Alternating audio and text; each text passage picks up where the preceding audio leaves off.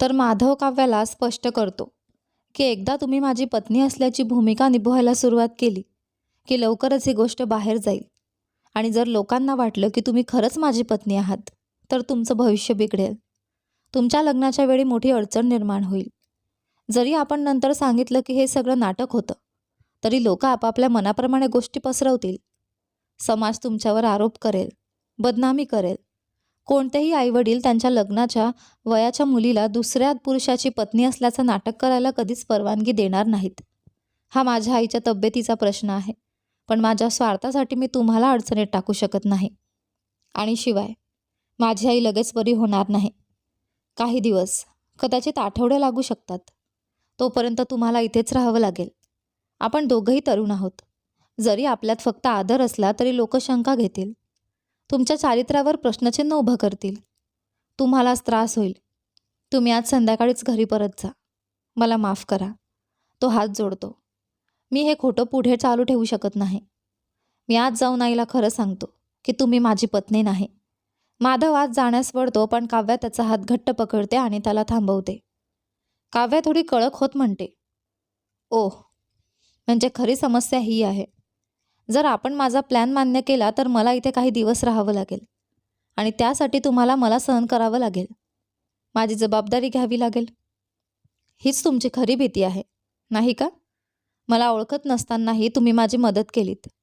मला मोठी रक्कम दिलीत. पण आता मी काही दिवस तुमच्या घरी राहणार ही कल्पनाच तुम्हाला अस्वस्थ करते. हीच तुमची कृतज्ञता आहे का? आत्ताच तर तुम्ही मोठमोठ्या गोष्टी बोलत होता की तुम्ही माझ्या आयुष्यभर ऋणी राहाल. आणि आता काही दिवस माझी उपस्थितीही तुम्हाला सहन होत नाही? की तुम्हाला वाटतं मी तुमच्या दानावर जगणारी आहे, तुम्ही दिलेलं अन्न खाऊन बसणारी आहे? तुम्ही माझा अपमान केला आहे माधव. मला वाटलं तुम्ही चांगले माणूस आहात, पण माधव घाबरून म्हणतो, नाही काव्य, प्लीज, माझा तसा अर्थ नव्हता. माझ्या शब्दांनी तुम्हाला दुखावलं असेल तर मला माफ करा. माझा कधीच अपमान करण्याचा हेतू नव्हता. तुम्ही इथे काही दिवस काय आयुष्यभर राहिलात तरी मला कधीच ओझं वाटणार नाही. उलट तो माझ्यासाठी आशीर्वाद असेल. मी आधीही सांगितलं आणि पुन्हा सांगतो, मी तुमचे उपकार आयुष्यभरातही फेडू शकणार नाही. मी फक्त माझ्या आईसाठी जगतो आणि तुम्ही फक्त माझी आई नाही तर माझं संपूर्ण जग वाचवलं आहे. माझ्या आयुष्याचा पाया तुम्ही वाचवला आहे. माझ्यासाठी तुम्ही देवासारखे आहात आणि ज्याची मी पूजा करतो तिला मी कसं संकटात टाकू? तुम्ही जितके दिवस इथे राहायचं ठरवाल तितके दिवस राहू शकता. तुम्ही जे सांगाल ते मी करेन. कितीही कठीण असलं तरी, माझ्या आवाक्याबाहेर असलं तरी मी मार्ग शोधेन. गरज पडली तर मी तुमच्यासाठी माझं आयुष्यही देईन. काव्या त्याच्या तोंडावर हलकेच हात ठेवत म्हणते, असं काही बोलू नका. मला माफ करा माधव. मी फक्त थोडी मजा करत होते. तुम्हाला दुखवायचा हेतू नव्हता. मला माहीत आहे तुम्ही किती कृतज्ञ आहात आणि तुम्ही मला कधीच ओझं समजणार नाही, हेही मला ठाऊक आहे. भगवद्गीतेत भगवान श्रीकृष्णांनीही सांगितलं आहे, जर एखादं खोटं बोलून एखाद्याचा जीव वाचत असेल किंवा कोणाचा मान राखला जात असेल तर ते पाप नसतं. आपण जे करतोय ते फक्त तुमच्या आईच्या भल्यासाठी आहे. यात कोणताही स्वार्थ नाही, कोणताही वाईट हेतू नाही. त्यामुळे हे चुकीचं नाही. माधव तिचा हात अलगद खाली करत म्हणतो, तुम्ही मला गैरसमजत नाहीत याचा मला आनंद आहे. पण तरीही तो काही बोलणार इतक्यात काव्या त्याला थांबवते. मला समजलं, तुम्हाला समाजाची काळजी वाटते, नाही का? लोक माझ्याबद्दल काय बोलतील याची भीती वाटते. हलकेच हसत ती म्हणते, ऐका माधव, हा समाज नेहमीच स्त्रियांवर बोट ठेवायला तयार असतो. मी कितीही चांगली असले, कितीही शुद्ध असले तरी लोक माझ्या चारित्र्यावर प्रश्नचिन्ह उभं करतील. फक्त मी स्त्री आहे म्हणून. स्वतः माता सीता ही ज्या पवित्रतेचं प्रतीक होत्या त्यांनाही शंका आणि परीक्षा द्यावी लागली. जर त्यांच्यावर प्रश्न उपस्थित होऊ शकतात तर मी कोण आहे? आपण काहीही केलं तरी समाज आपल्याला दोष देणारच. मग त्यांच्यासाठी एवढा का विचार करायचा? तुम्ही घाबरणं सोडा. माधव म्हणतो, पण तुमच्या आईवडिलांचं काय? ते हे मान्य करतील का? जरी आपण समाजाचा विचार केला नाही तरी तुम्हाला पुढे लग्न करायचं आहे. जर तुमच्या होणाऱ्या नवऱ्याला किंवा त्याच्या कुटुंबाला हे कळलं तर? काव्या म्हणते, हा हा, आणि कळलं तर? जास्तीत जास्त ते माझ्या चारित्र्यावर शंका घेतील आणि लग्न मोडतील. त्यांना वाटेल की आपल्यात काहीतरी चुकीचं झालं आहे. हलकीशी स्मित करत पण जर एखादा पुरुष माझ्या पवित्रतेवर इतक्या सहज शंका घेत असेल तर तो माझा नवरा होण्यास पात्रच नाही. जो माझ्या सन्मानावर प्रश्न उभा करतो तो माझ्या संगोपनावर आणि माझ्या वडिलांवरही प्रश्न उभा करतो. आणि अशा माणसाशी लग्न करण्यापेक्षा मी आयुष्यभर अविवाहित राहणं पसंत करेन. मी माझं आयुष्य अशा व्यक्तीसोबत जोडणार नाही ज्याला माझ्यावर विश्वासच नाही. मनात, मी तुला माझं खरं सत्य सांगू शकत नाही, पण लग्नाचं स्वप्न माझ्यासाठी खूप आधीच संपलं आहे. माझ्या आतेभावाशिवाय मी दुसऱ्या कोणाचाही विचार करू शकत नाही. जरी तो माझ्यावर प्रेम करत नसेल, जरी तो दुसऱ्याशी लग्न करेल, तरी माझ्या मनात मी आयुष्यभर त्याचीच राहीन. हे प्रेम अचानक नाही, लहानपणापासून माझ्या मनात रुजलेलं आहे. माझे वडील नेहमी म्हणायचे की तोच माझ्यासाठी आहे, तोच माझं सगळं आहे. ते इतकं खोलवर रुजलं आहे की मी दुसऱ्या कुणालाही स्वीकारू शकत नाही. काव्या म्हणते, मी अजून लग्नाबद्दल काही विचारच केला नाही. आणि माझ्या आईवडिलांबद्दल बोलायचं झालं तर माझी आई 20 वर्षांपूर्वीच गेली. आणि माझे वडील, ते अचानक शांत होते, चेहरा गंभीर होतो. आज आमच्यात खूप मोठा वाद झाला. त्यांनी मला घरातून निघून जाण्यास सांगितलं. त्यांच्या दृष्टीने मी आता मेल्यासारखी आहे. त्यांनी सांगितलं की त्यांना माझं तोंड पुन्हा कधीच पाहायचं नाही. तिच्या डोळ्यांतून अश्रू वाहू लागतात. माधव डोळे पाणावून म्हणतो, मला माफ करा काव्या. घरी नक्कीच काहीतरी गंभीर घडलं आहे. तुमच्या डोळ्यातलं दुःख स्पष्ट दिसतंय. मला हा विषय काढायला नको होता. मी तुमच्या वैयक्तिक आयुष्यात हस्तक्षेप करणार नाही. पण मला विश्वास आहे की एक दिवस तुम्ही आणि तुमचे वडील पुन्हा एकत्र याल. आणि तो दिवस आला तर त्यांना सत्य कळायला हवं, नाही का? काव्या म्हणते, माधव, तुम्ही माफी मागायची गरज नाही. एखादी गोष्ट विसरली असेल तरच ती आठवण करून द्यावी लागते. आणि खरं सांगायचं तर तुम्हीही याचा जास्त विचार करू नका. माझ्या वडिलांना काही कळायचं असेल तर मी त्यांना समजावून सांगण्याचा मार्ग शोधेन. ती जबरदस्तीने हसत वातावरण हलकं करण्याचा प्रयत्न करते. मी चांगली शिकलेली आहे, त्यामुळे मला नोकरी मिळेल आणि मी स्वतःचा सांभाळ करू शकेन. आणि मी तुमच्या घरी राहते, तर हवं असेल तर मी भाडंही देईन. ती हलकंसं असते. माधव मनात विचारात बुडून म्हणतो, ती सिल्क साडी घातलेली आहे. मेकअपवरून दिसतंय की ती थेट एखाद्या लग्नाहून आली आहे. पण मला ती पार्कमध्ये बेशुद्ध अवस्थेत सापडली. आजूबाजूला कोणीच नव्हतं. आणि आता ती सांगते की ती वडिलांशी भांडून घर सोडलं आहे. नक्कीच ती मोठ्या संकटात आहे. तरीही ती ते लपवण्याचा प्रयत्न करते, हसते, सहज बोलते, जणू काहीच झालं नाही. स्वतःचं कुटुंब तिला सोडून गेलंय तरीही ती आमच्यासारख्या अनोळखी लोकांची काळजी करते. तिला माझ्या आईसाठी काही करायची जबाबदारीही नाही, तरीही ती करते. आजच्या जगात इतकी निस्वार्थी माणसं कुठे असतात? इतकं शुद्ध मन, जणू आपण रोज ज्या देवीची पूजा करतो तीच काव्याच्या रूपात आमच्या आयुष्यात आली आहे. माधव डोळ्यातलं पाणी पुसत म्हणतो, काव्या, तुमचं आमच्याशी काही नातं नाही, तरीही तुम्ही आमच्या आयुष्यात आशीर्वादासारखे आलात. तुम्ही माझ्या आईला कॅन्सरमधून वाचवलंत आणि आता तुम्ही तिला पुन्हा जिवंत करत आहात, ज्या प्रकारे मीही करू शकलो नाही. एक दिवस जर माझी आई खरंच पुन्हा उभी राहिली, तर तिच्या डोळ्यात पुन्हा आनंद दिसला, तर त्याचं सगळं श्रेय तुम्हालाच जाईल. मी कितीही वेळा तुमचे आभार मानले तरी ते कमीच आहेत. काव्य हलकं हसत म्हणते, मी फक्त एक सामान्य माणूस आहे माधव. मला देवी बनवू नका. मी आधीच सांगितलं, मला मैत्रीण समजा. खरी मैत्रीण तीच जी कठीण वेळेत साथ देते. आणि तुमची मैत्रीण म्हणून तुमच्या आईची काळजी घेणं ही माझी जबाबदारी आहे. आतापासून मला काव्याजी वगैरे म्हणू नका, फक्त काव्या म्हणा. आपण आता मित्र आहोत ना? ती हसत चिडवते आणि स्वतःला माझं ऋणी समजणंही बंद करा. खरं तर मीही माझ्या पद्धतीने थोडी स्वार्थी आहे. तुमच्या आईकडे पाहिलं की मला माझी आई आठवते. तीही अगदी अशीच होती. पण मी तिच्यासाठी काहीच करू शकले नाही. तिच्यावरचं माझं प्रेम कधी दाखवू शकले नाही. तिची काळजी घेऊ शकले नाही. किमान आत्ता जर मी तुमच्या आईची काळजी माझ्या आईसारखी घेतली तर कदाचित कुठेतरी मी माझ्या आईचं ऋण फेडू शकेन. वरून ती मला पाहत असेल आणि मला फक्त एवढंच हवंय की तिला माझा अभिमान वाटावा. माधव म्हणतो, नक्कीच काव्या, तू फक्त माझी मैत्रीण नाहीच, माझी सर्वात चांगली मैत्रीण आहेस. आणि जर आपण मित्र आहोत तर तूही मला माधवजी म्हणू नकोस, फक्त माधव म्हणा. काव्या हलकंसं असते आणि मान डोलावते. तेवढ्या दोघांना यशोदाचा खोकल्याचा आवाज पुन्हा ऐकू येतो. काव्या कपाळावर हात मारत म्हणते, अरे देवा, आपण इथे आईसाठी औषध घ्यायला आलो होतो ना? बोलण्यात इतके गुंतलो की आपण विसरलोच. चला लवकर जाऊया. काव्य आणि माधव लगेच यशोदाकडे धाव घेतात. काव्या तिला अलगद बसवते आणि माधव तिला खोकल्याचं औषध देतो. हळूहळू तिचा खोकला कमी होतो आणि ती थोडी सावरते. यशोदा काव्याकडे प्रेमाने पाहत म्हणते, बाळा, तुझं नाव काय आहे? तू तर सोन्याच्या बाहुलीसारखी दिसतेस. तुझे आईवडील कोण आहेत? आणि सांग ना, माझ्या मुलाने मला कधी सांगितलं नाही की त्याने तुझ्याशी लग्न करायचं आहे. माधव गोंधळून जातो. एक चुकीचा शब्दही आईच्या मनात शंका निर्माण करू शकतो याची त्याला जाणीव असते. माधव तिथेच उभा राहिला. आईला काय उत्तर द्यावं हे त्याला कळेना. त्याचं मन गोंधळून गेलं होतं.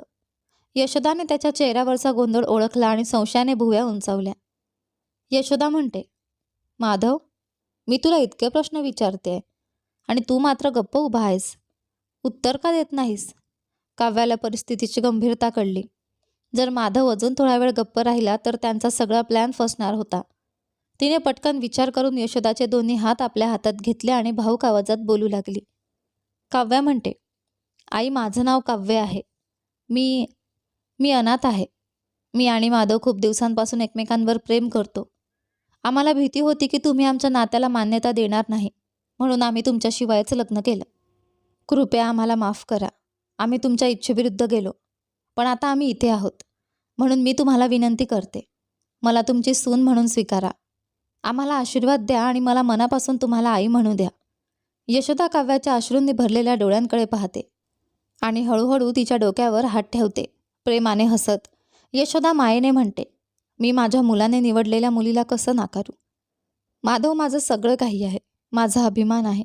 त्याचा आनंद माझ्यासाठी सगळ्यात महत्त्वाचा आहे. जर तो तुझ्यावर प्रेम करतो तर तू नक्कीच त्याच्यासाठी योग्य आहेस. मला माझ्या मुलावर पूर्ण विश्वास आहे आणि आज त्याने तो खरा ठरवला. आजच्या काळात जिथे सून सासूचं नातं अनेकदा फक्त जबाबदारीपुरतं राहतं, जिथे प्रेम कमी आणि ताण जास्त असतो, तिथे तू माझ्यासमोर इतक्या प्रेमाने मला आई म्हणतेस. मी खोकत असताना ज्या प्रकारे तू माझी काळजी घेतलीस, अगदी माधवसारखीच, त्यातून तुझं मन किती शुद्ध आहे हे दिसतं. अशी सून मी कशी नाकारू? दरम्यान आर्यनच्या खोलीत आर्यन बेडवर बसलेला असतो. हातात फोन घेऊन गंगाशी बोलत असतो. गंगा घाबरलेल्या आवाजात म्हणते, आर्यन, मी काल रात्रीपासून तुला फोन करते. तुझा फोन लागतच नव्हता. तिकडे काय चाललंय? मी तर इतकी घाबरले आहे की श्वासही नीट घेता येत नाही. आर्यन शांतपणे म्हणतो, गंगा, तू एवढी घाबरतेस का? तू कालपासून फोन करत होतीस. मला एकही कॉल आला नाही. बहुतेक नेटवर्कची समस्या असावी. आत्ताच फोन लागला. पण सांग ना, काय झालं? काही तातडीचं आहे का? आर्यनच्या खोलीचं दार थोडंसं उघडं असतं, पण त्याला ते लक्षात येत नाही. संध्या तिकडून जात असताना तिला गंगा हे नाव ऐकू येतं. ती लगेच थांबते. तिच्या मनात संशय निर्माण होतो. ती हळूच दाराजवळ येते आणि भिंतीला टेकून सगळं ऐकू लागते. संध्या मनात डोळे बारीक करत म्हणते, गंगा, हीच ती मुलगी ना ज्यावर आर्यन प्रेम करत होता? मी त्याला तिला विसरायला सांगितलं होतं. मग तो अजूनही तिच्याशी बोलतोय? तिचा संशय आणि कुतूहल वाढत जातं आणि ती कान देऊन ऐकू लागते. गंगा कंप पावलेल्या आवाजात रडू येण्याच्या स्थितीत म्हणते, आर्यन, आज तुझी एंगेजमेंट आहे ना?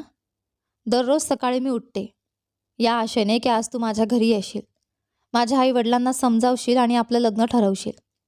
दररोज मी देवाला प्रार्थना केली. पण काल मी टी व्हीवर काहीतरी पाहिलं आणि माझं सगळं जग तुटलं. एक मोठी घोषणा, तुझी एंगेजमेंट काव्या नावाच्या मुलीसोबत. सगळ्या शहराला आमंत्रण दिलं होतं. तुझे होणारे सासरे स्वतः ही बातमी सगळीकडे पसरवत होते.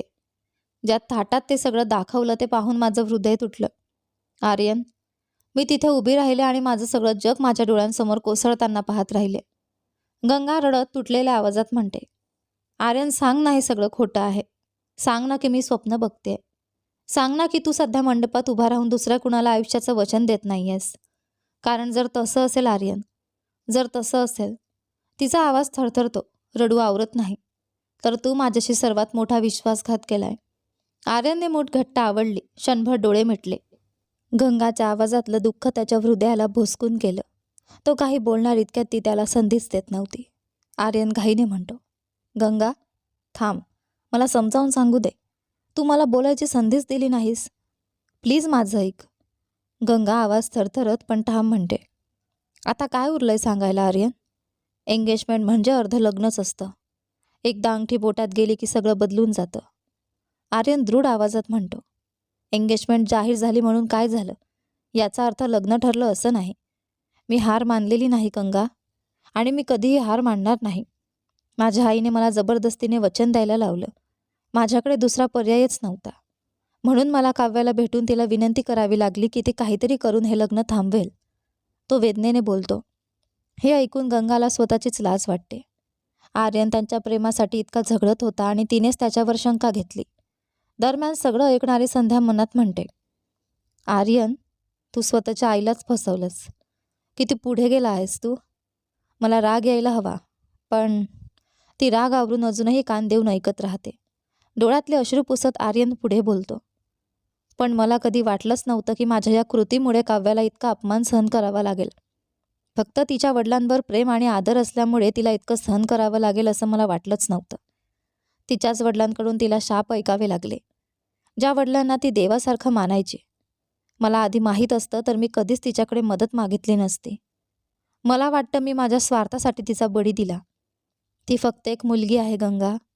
घरातून हकलून दिल्यावर ती कुठे जाईल, कशी जगेल. तिच्याकडे एक पैसाही नव्हता. मी माझ्या मित्रांना तिला शोधायला सांगितलंय. त्यांनी पूर्ण शहर पालथं घातलं, पण ती कुठेच सापडली नाही. मला खूप भीती वाटतेय. तिचे वडील तिच्यासाठी सगळं काही होते, आणि त्या माणसानेच तिला सांगितलं की ती परत आली तर तो मरण पसंत करेल. काय माहिती या सगळ्यामुळे ती खचून गेली तर. काय माहिती. गंगा मध्ये मध्ये थांबवत ठाम पण काळजीने म्हणते, बस आर्यन, तसा काही विचार करू नकोस. चांगल्या मनाच्या लोकांचं नेहमी रक्षण होतं. तिच्यासोबत काही वाईट होणार नाही. मी काव्याला कधी भेटले नाही, तिला कधी पाहिलंही नाही. पण जेव्हा मी टी व्हीवर एंगेजमेंटची बातमी पाहिली तेव्हा मला वाटलं ती तुला माझ्यापासून दूर नेत आहे. मला तिचा राग आला. मी तिला शापही दिले. पण आता तुझं बोलणं ऐकून मला कळतंय ती किती महान आणि निस्वार्थी आहे. तिला असं नाटक करण्याची काही गरज नव्हती. तिने काहीच करायची गरज नव्हती. तरीही फक्त आपल्यासाठी तिने सगळं धोक्यात घातलं. तिचा सन्मान, तिची प्रतिष्ठा, तिचं पूर्ण आयुष्य. तिच्या वडिलांनी तिला अपमानित केलं तरीही तिने आपल्या प्रेमाचं सत्य उघड केलं नाही. फक्त आपल्याला एकत्र आणण्यासाठी तिने संपूर्ण जगाविरुद्ध उभी राहिली. असं कोण करतं? आर्यन, मला असा निस्वार्थी माणूस कधीच पाहिला नाही. ती साधी मुलगी नाही, ती देवी आहे. आणि देव कधीही अशा स्त्रीवर अन्याय होऊ देणार नाही. ती जिथे कुठे असेल मला खात्री आहे ती सुरक्षित आहे. म्हणून प्लीज आशा सोडू नकोस आणि मला माफ कर. मी तुझ्यावर शंका घेतली. तुझ्याकडे पर्यायच नव्हता. जेव्हा तुझी आई इतकी हट्टी होती आणि तुला तुझ्या मामे बहिणीशी लग्न करायला भाग पाडत होती, तू जितका शक्य होता तितका प्रयत्न केलास आर्यन, आणि ते माझ्यासाठी खूप महत्त्वाचं आहे. आर्यन म्हणतो, बाकी आपण नशिबावर सोडून देऊया. आर्यनने डोकं हलवलं. नाही गंगा, हे नशीब नाही. हे माझंच अपयश आहे. मी मूर्ख आहे. मी काव्याला या दुःस्वप्नातून जावं लागलं त्यामुळे ती अपयशी ठरली. मी तुला यातून दुःख दिलं त्यामुळे तू अपयशी झालीस. मला जास्त झगडायला हवं होतं. माझ्या आईला समजून घ्यायला भाग पाडायला हवं होतं, कितीही कठीण असलं तरी. माझ्या कमकुवतपणामुळे काव्याला माझ्या निर्णयांचा भार सहन करावा लागला. एंगेजमेंटमध्ये सगळे तिला ज्या प्रकारे पाहत होते तेवढे कुजबुजले, थट्टा केली. काहींनी तर तिला वेश्याही म्हटलं. गंगा, वेश्याही. ती मजबूत आहे, पण जर तिच्या जागी दुसरी कोणीतरी असती जी इतकी ठाम नसती तर ती अपमान सहन करू शकली असती का? किंवा ती. आर्यनचा आवाज थरथरला. विचार पूर्ण करू शकला नाही. आर्यनने आपले अश्रू पुसले आणि ठामपणे बोलला, गंगा, मी सगळं फक्त नशिबावर सोडून शांत बसू शकत नाही. मला काव्याला शोधून तिच्यासाठी योग्य करावं लागेल. मला माझ्या चुका सुधारायच्या आहेत. गंगा ठामपणे मान हलवते. तू तिला नक्कीच शोधशील आर्यन, मला त्याबद्दल खात्री आहे. आणि आतापासून मी तिच्या सुरक्षिततेसाठी आणि तिला तुझ्याकडे परत आणण्यासाठी उपवास करेन आणि देवाकडे प्रार्थना करेन. आमच्या प्रेमासाठी जिने जे काही केलंय त्यासाठी हे मी तिच्यासाठी करू शकतो. दरम्यान संध्या जी ऐकत होती तिला एक बोध झाला. पहिल्यांदाच तिला काव्याच्या बलिदानाची खरी गहराई समजली. अरे, माझ्या संशयामध्ये खरीखुरी सत्यता होती.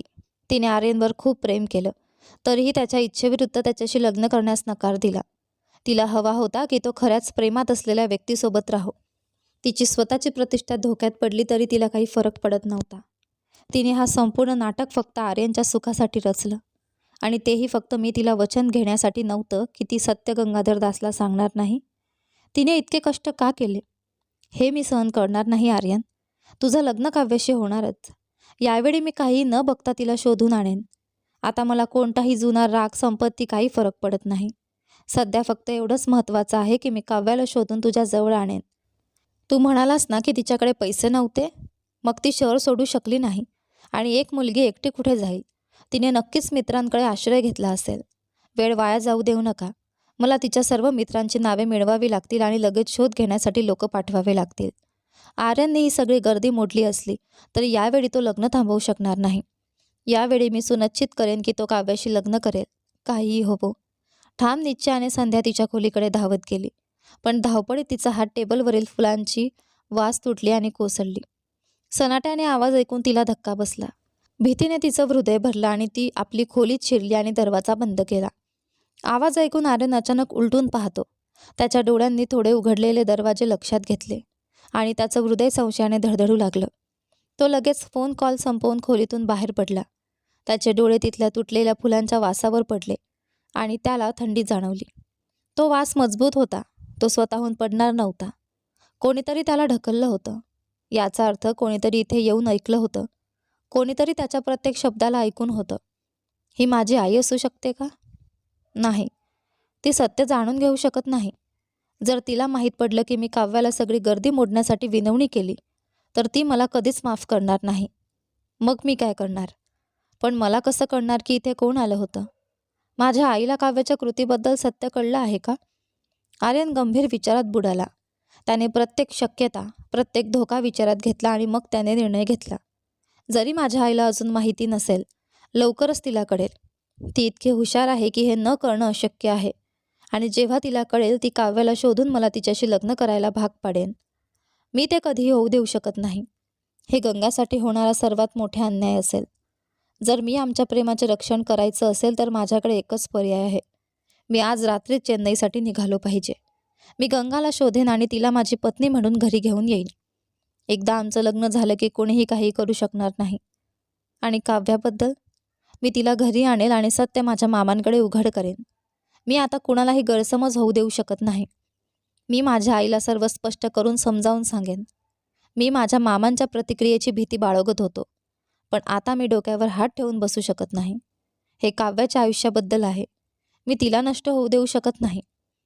ठाम निश्चयाने आर्याने आपल्या आयुष्यातील सर्वात महत्त्वाचा पाऊल टाकण्याची तयारी केली. काव्याच्या डोळ्यात आनंदाचे अश्रू भरले आणि तिच्या गालावर ओघळले. काव्या स्वतःशीच म्हणते, किती छान माणूस आहे हा. देव काय इतक्या दयाळू जीवांना इतक्या कठीण परीक्षांमध्ये ठेवतो. ज्या सासू आपल्या सुनेशी मुलीप्रमाणे वागतात त्या खूप दुर्मिळ आहेत. मला माहीत नाही माधव कोणाशी लग्न करेल, पण ती मुलगी खूप भाग्यवान ठरेल. तिला फक्त एक समर्पित पती नाही तर एक असाधारण सासूही मिळेल. अशा चांगल्या हृदयाच्या लोकांसाठी फसवणं काही न्याय्य वाटते. यशोदा आश्चर्यचकित होऊन म्हणते, रे तू का रडत आहे गोड्या? काव्य आपले अश्रू पुसत म्हणते, हे दुःखाचे अश्रू नाहीत आई, हे आनंदाश्रू आहेत. तुम्ही मला जे प्रेम दाखवले ते मला माझ्या स्वतःच्या आईची आठवण करून देते. यशोदा म्हणते, पण तू अनाथ नाहीस का? तुला आईची आठवण कशी येईल? तिचे डोळे संशयाने सडसडले. काव्या लवकर तिच्या हिचकिचाट लपवत म्हणते, हो, मला फक्त एवढंच म्हणायचं होतं की मला असे प्रेम कोणीही दाखवेल असं मी कधीच अपेक्षित नव्हतं. हा विचार मला भारावून टाकतो. यशोदा उबदार हसत म्हणते, मग तुला आता एकटेपणाची गरज नाही. माझा मुलगा तुझी काळजी आपल्या मौल्यवान रत्नासारखी घेईल, अगदी आपल्या महालक्ष्मीप्रमाणे. काव्य तिच्या भावनांवर ताबा ठेवत म्हणते, माझं भाग्य आहे की तुला माझ्या सासूबाईंप्रमाणे मिळाल्या. मी तुम्हाला माझ्या स्वतःच्या आईसारखं जपेन आणि पूर्ण मनाने तुमची काळजी घेईन. माधव स्वतःशीच म्हणतो, माझी आई आणि मी नेहमी अशी पत्नी पाहिजे होती जी तिला मुलीसारखी काळजी घेईल. काव्या तशीच वागत आहे. पण मी कधी अशी पत्नी मिळवू शकेन का जी माझ्या आईवर इतकं प्रेम करेल? किती अद्भुत स्त्री आहे ती. आणि जर जर ती खरंच माझी पत्नी असती. नाही, ते चुकीचं आहे. ती एक देवदासी आहे जिने माझ्या आईचं जीवन वाचवलं. तिच्याबद्दल असा विचार करणं बरोबर नाही. त्या दिवसापासून काव्या वैयक्तिकरित्या यशोदाची काळजी घेऊ लागली. तिला योग्य औषधं मिळाली याची खबर घेतली. तिची काळजी घेतली आणि अगदी स्वतःच्या हाताने तिला जेवण दिलं. माधव हे सर्व कौतुकाने पाहत राहिला. घरात 2 जुनी लाकडी पलंग होती. एक यशोदासाठी आणि दुसरी माधवसाठी. प्रत्येक रात्री यशोदावर विश्वास टिकवण्यासाठी काव्या माधवाच्या पलंगावर झोपण्याचं भासवते, जोपर्यंत यशोदा झोपत नाही. पण माधव नेहमी तिच्या आरामाची काळजी घेऊन सन्मानाने थोड्या अंतरावर राहायचा. जेव्हा यशोदा झोपली तो शांतपणे जमिनीवर हलवायचा. समृद्ध कुटुंबाची मुलगी असूनही काव्य आपल्या नव्या जीवनाशी सहज जुळवून घेत होती. तिने घरकामाचं संपूर्ण भान घेतलं, स्वयंपाकापासून साफसफाईपर्यंत. तरीही तिने शिक्षण बाजूला ठेवले नाही. तिने ऑनलाईन शिक्षणाची नोकरी सुरू केली. तिचं MBA ज्ञान विद्यार्थ्यांसोबत शेअर केलं. ती हे फक्त स्वतःसाठी नव्हे तर कारण तिला माधवच्या दयाळूपणावर मोफत जगायचं नव्हतं.